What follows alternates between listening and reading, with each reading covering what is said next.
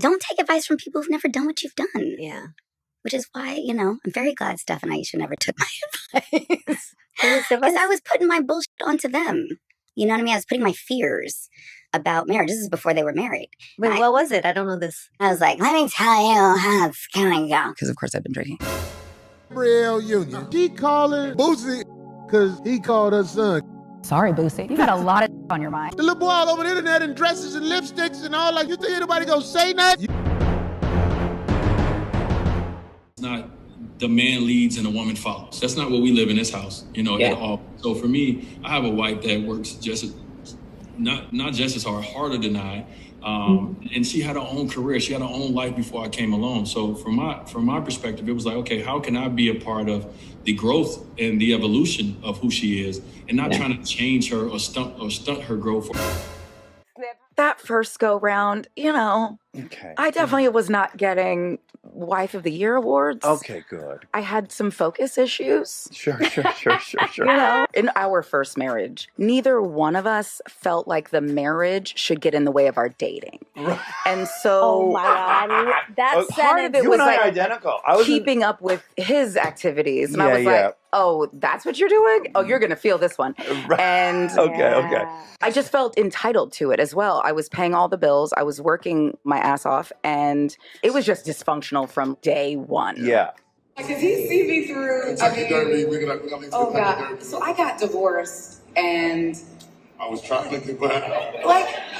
like other divorced people, you have a mental bucket list. I had a bucket list of diddles. I was saying, are we keeping it 100? Let's keep it a buck.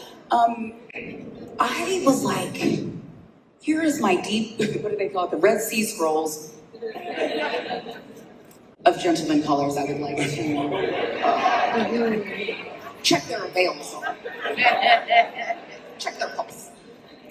And Shaka was like, about 99.99% of that list are boys. And I was like, yes, exactly. I feel tall enough to enjoy this ride. Thank you. I will strap in, and I will hold my arms up. And I'll buy the picture at the end of the ride.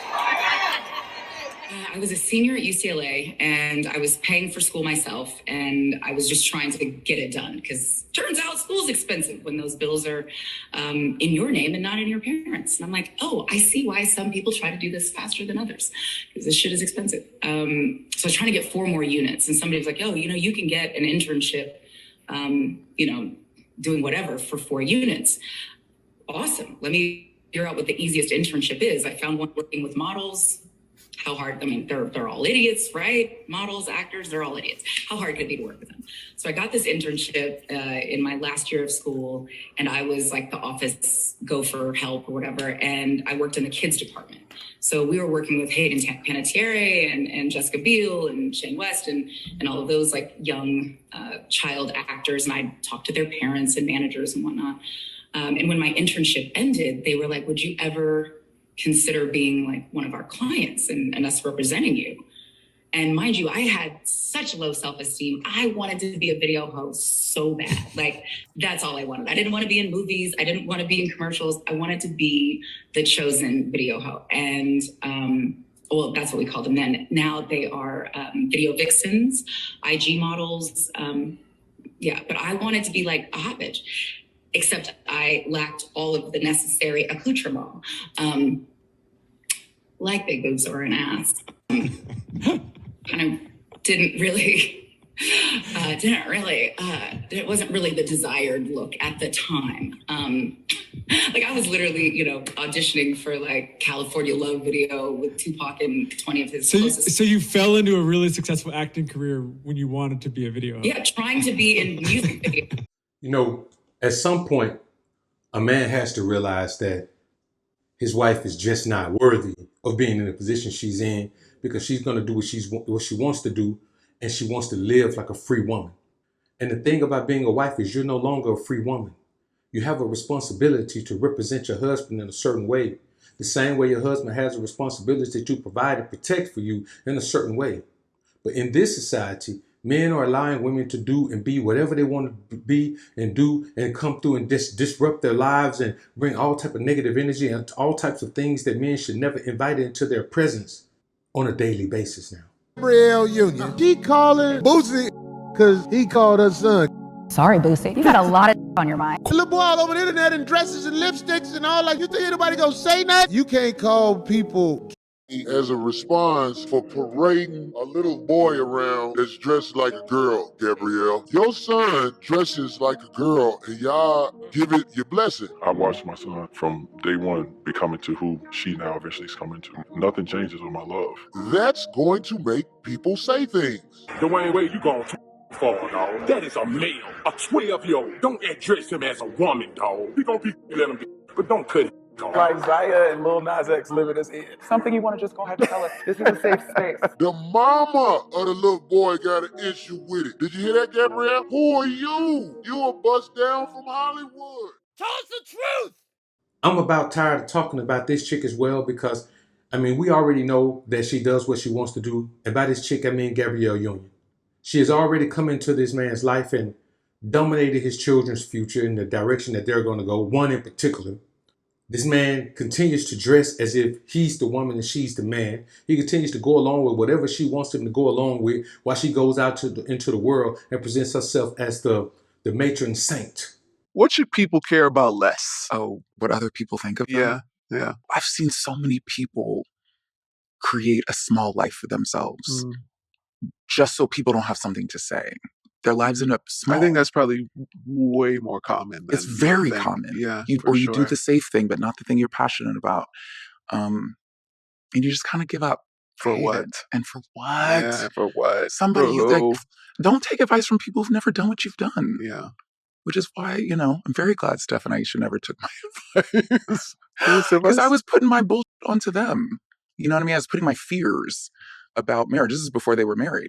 Wait, what was it? I don't know this. I was like, let me tell you how it's going to go. Because, of course, I've been drinking.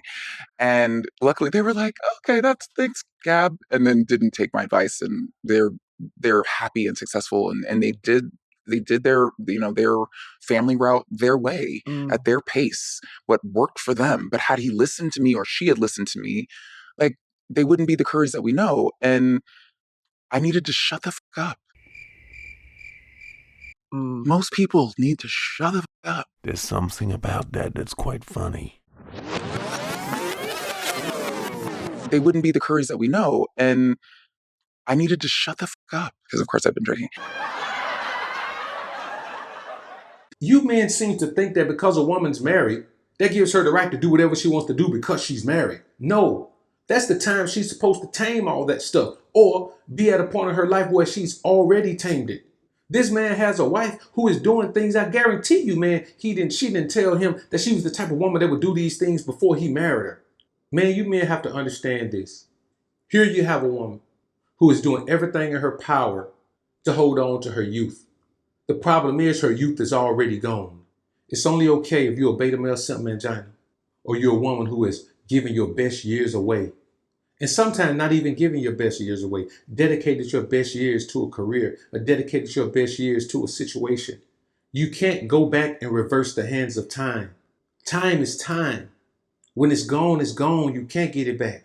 You can't be 50 and go back. You can't be 30 and go back. You can't be 40 and go back. You can't go back. You have to live today for today. And this is not a woman living today for today. This is a woman who seems to be having a midlife crisis. That's what it seems like. She's built a career off of her beauty.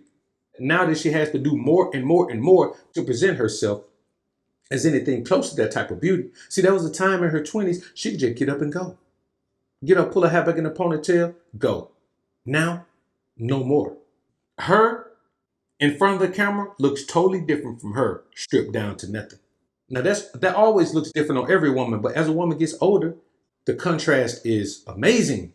So what we have to make sure we don't do is allow women to believe that marriage gives you a license to be and do whatever you want to do. No, marriage gives you a license to be a wife, a good wife.